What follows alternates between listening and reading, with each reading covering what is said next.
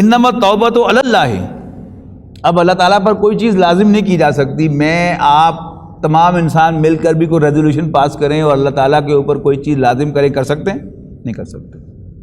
اللہ تعالیٰ خود اپنے اوپر کوئی چیز کہے کہ یہ میں اس کا رسپانسبل ہوں، میں ذمہ داری لیتا ہوں، یہ میں اپنے اوپر لازم کرتا ہوں، تو وہ بادشاہ ہے، وہ جیسے مرضی کر لے.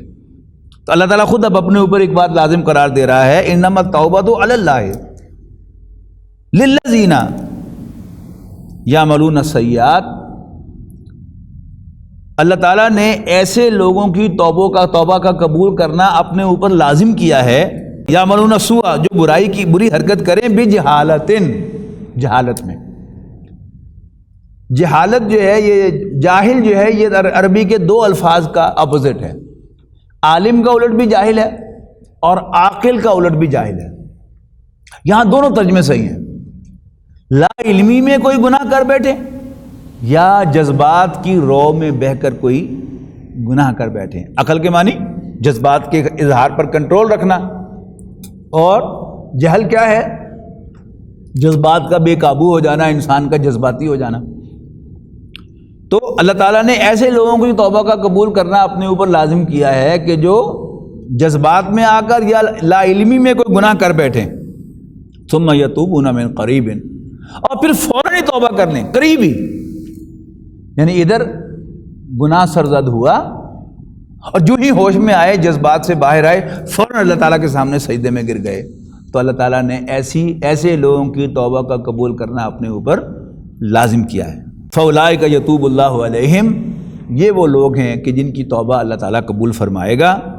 وَكَانَ اللَّهُ عَلِيمًا حَكِيمًا، بے شک اللہ تعالیٰ تو ہے ہی سب کچھ جاننے والا اور بڑی حکمت والا. وَلَيْسَتِ التَّوْبَةُ، اس کا الٹ آ رہا ہے، اور کوئی توبہ نہیں ہے ان لوگوں کی، الذین یعملون السیئات.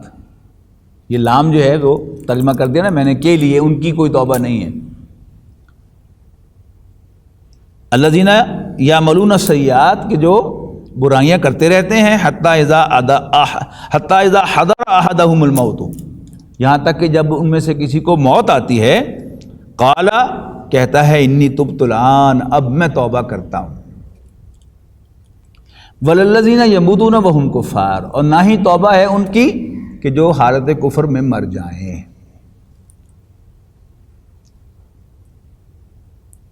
اولئک اعتدنا لہم عذابا الیما، ایسے لوگوں کے لیے ہم نے دردناک عذاب تیار کر رکھا ہے. تو اللہ تعالیٰ نے توبہ کا دروازہ جو ہے وہ ہمارے لیے کھلا رکھا ہوا ہے اس وقت تک جب تک موت کے آثار شروع نہ ہو جائیں. موت کے آثار ہے نا کہ جن کو دیکھ کر ڈاکٹر ڈکلیئر کرتا ہے کہ جی اب یہ جا رہا ہے، اور جو پرانے لوگ ہوتے ہیں ان کو اندازہ ہو جاتا ہے کہ اب یہ موت کے سکرات شروع ہو گئے. کئی لوگوں کی جو ہے وہ ناک جو ہے اس کی ٹیڑھی ہو جاتی ہے، مسلم فیملیز کے اندر ہوتا ہے. اور پھر بہت سے ایسی علامات ہیں کہ جن سے ظاہر ہوتا ہے کہ اب یہ مرنے والا ہے. اس سے پہلے اللہ تعالیٰ نے توبہ کا دروازہ کھلا رکھا.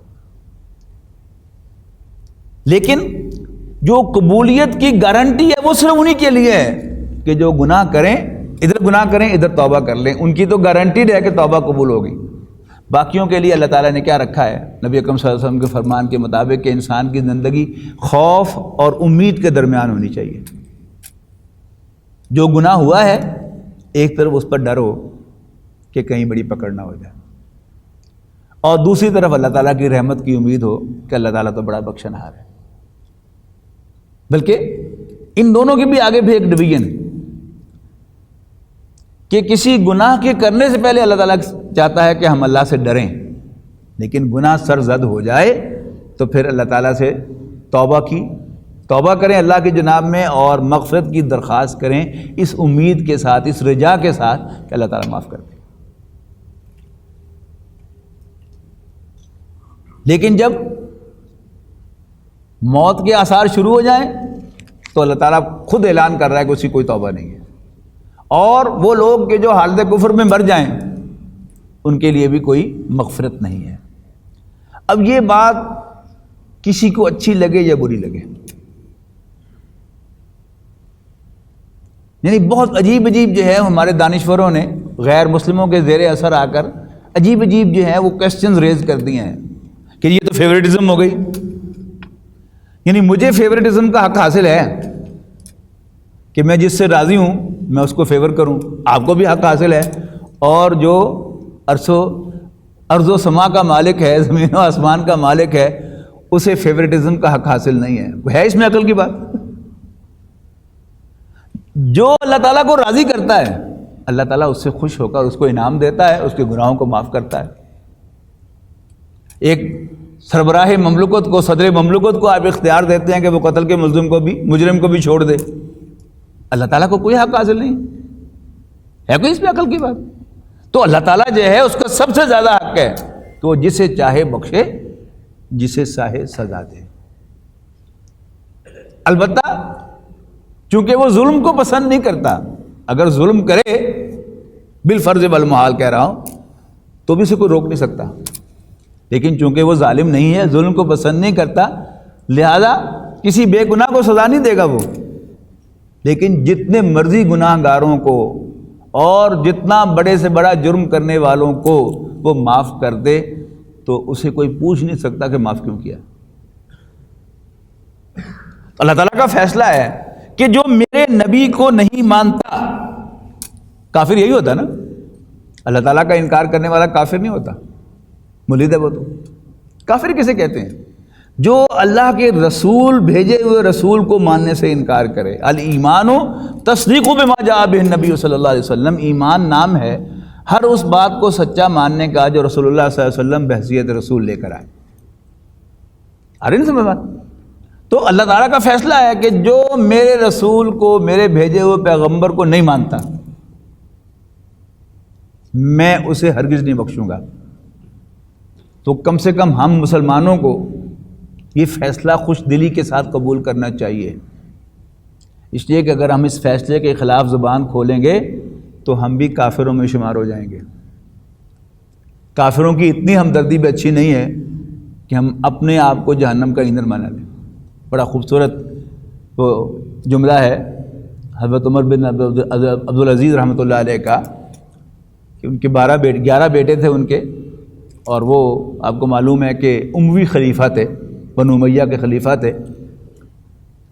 اور بنو امیہ نے کہ ان کے جو پیش رو جو خلفاء تھے انہوں نے اپنے خاندان میں جاگیریں بانٹ دی تھی. تو حضرت عمر بن عبدالعزیز رحمۃ اللہ علیہ نے آتے ہی وہ سارے جو ڈاکومنٹس تھے وہ منگوائے اور کینچی سے ان سب کو کاٹ دیا. انہوں نے کہا یہ ہمارے باپ کی جاگیر نہیں ہے، یہ امت مسلمہ کی جاگیر ہے، ہمیں اس پر کوئی حق حاصل نہیں ہے. تو ظاہر بات ہے کہ خود اپنے حصے میں بھی جو جاگیر آئی ہوئی تھی وہ بھی گئی، اور بڑی تنگ دستی میں وقت گزارا. بیت المال کا یہ حال تھا کہ سب کو زکوٰۃ دے کر، تمام مسلمانوں میں زکوٰۃ دے کر پھر بھی مال بچا ہوا تھا. آ کر بچایا خزانچی نے کہ مال تو ابھی بچا ہوا ہے. انہوں نے کہا اچھا جو ذمہ ہے انہیں میں بانٹ دو، غیر مسلم جو ہیں ان میں بانٹ دو. انہوں نے کہا ابھی بچا ہوا ہے. انہوں نے کہا پھر یہ پہاڑوں پر پھیلا دو کہ اللہ کی اور مخلوق جو ہے وہ کھا لے. اتنی وسعت تھی لیکن خود تنگ دستی میں وقت گزارا. ظاہر ہے امت مسلمہ کی ذمہ داری ہے، اور کوئی اپنا کاروبار تو اس وقت نہیں کر سکتے. جو وظیفہ تھا وہ اسی پر گزارا تھا. 11 بیٹے ہیں، تنگ دستی کا عالم تھا. تو ایک مرتبہ ان کی اہلیہ نے ان سے کہا کہ عید آ رہی ہے، بچوں کے کپڑے نہیں ہیں، تو آپ جو ہیں وہ اگلے مہینے کا جو وظیفہ ہے ایڈوانس لے لیں تاکہ بچوں کے کپڑے بن جائیں. تو انہوں نے اپنے خزانچی کو بلایا جو ظاہر امت کا خزانچی تھا، اس سے کہا کہ جی ایڈوانس مجھے اگلے مہینے کا وظیفہ دے دو. تو اس نے کہا جی آپ پہلے مجھے لکھ کر دیں گے کہ اگلے مہینے آپ زندہ رہیں گے تو میں آپ کو دے دیتا ہوں. تو یہ بڑے لوگ جن کو اللہ تعالیٰ نے عزت دی وہ ایسے نہیں دی ہوئی، وہ بھی امانت دار، پھر ان کے جو سارے اہلکار ہیں وہ بھی امانت دار ہیں. تو ظاہر بات ہے کہ ان کے بچوں نے عید پہ نئے کپڑے نہیں پہنے، اور جب ان کا انتقال کا وقت آیا تو بستر پر لیٹے ہوئے تھے، زمین کے اوپر ہی بستر ہوتا تھا، اور 11 بیٹوں کو بلایا. کوئی ایسے ایک ہاف سرکل کے اندر وہ کھڑے تھے سامنے، ان کو خطاب کیا کہ اللہ تعالیٰ نے تمہارے باپ کو دو میں سے ایک کا اختیار دیا، ایک یہ کہ میں تمہارے لیے ڈھیروں مال جمع کرتا اور خود جہنم کا ایندھن بن جاتا، اور دوسرا یہ کہ میں تمہیں اللہ کے حوالے کرتا اور خود جہنم کی آگ سے خلاصی پاتا۔ تمہارے باپ نے دوسرے آپشن کو اختیار کیا ہے۔ اللہ تعالیٰ تمہارا حامی و ناصر ہو، السلام علیکم، اور جان اللہ کے سپرد کر دی۔ تو یہ بڑے لوگ،